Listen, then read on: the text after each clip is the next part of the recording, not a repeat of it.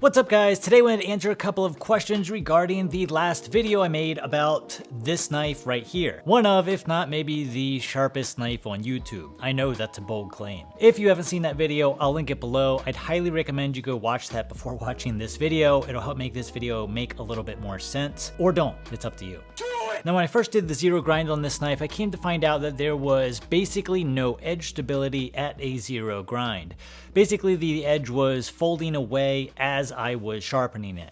We damaged the apex on a cardboard tube. I had a number of people ask why this knife was having problems with this super thin zero grind edge geometry, whereas straight razors don't. Essentially, I kept getting comments about straight razors and how they're zero ground, and I wanted to clear this up.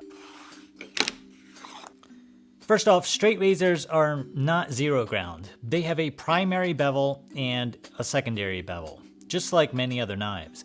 Although it may appear that they are zero ground due to the super thin behind the edge geometry, but they aren't. Straight razors like this old one in need of restoration are typically hollow ground, and they are designed to be sharpened by laying the entire blade onto the stone. Its blade thickness is specific so that you can maintain the sharpening angle very easily as you're sharpening.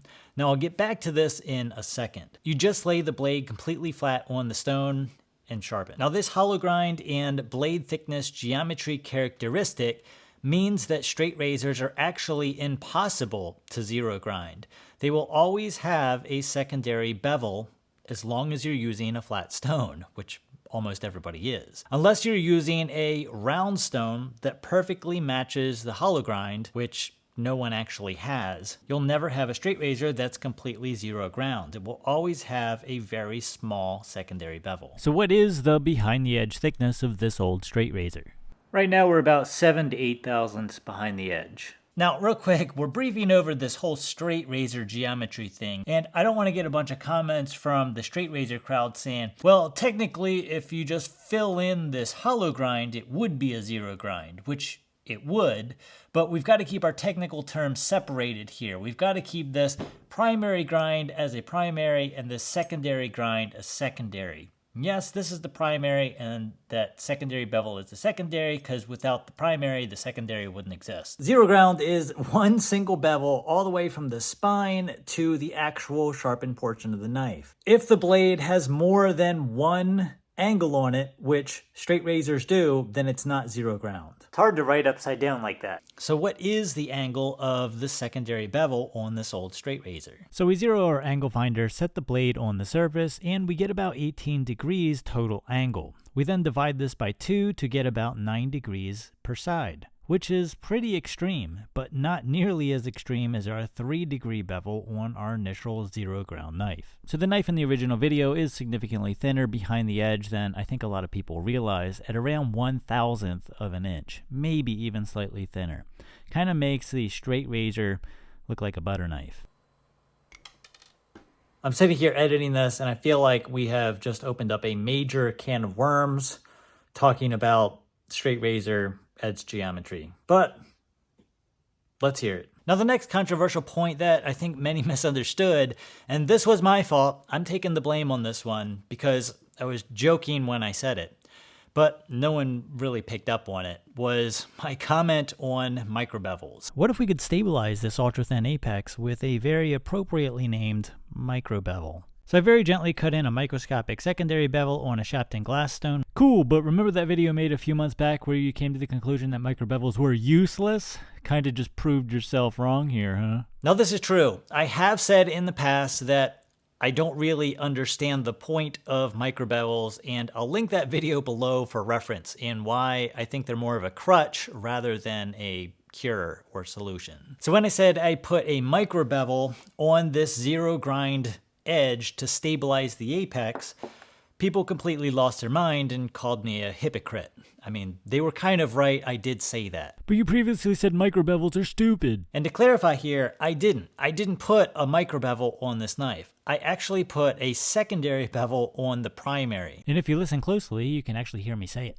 So I very gently cut in a microscopic secondary bevel, secondary bevel, secondary bevel. So this was the edge 0 ground, just one bevel from the spine to the apex. This was the 3-degree bevel that didn't work. I then cut a single secondary bevel, just like any other knife, at about 20 degrees per side.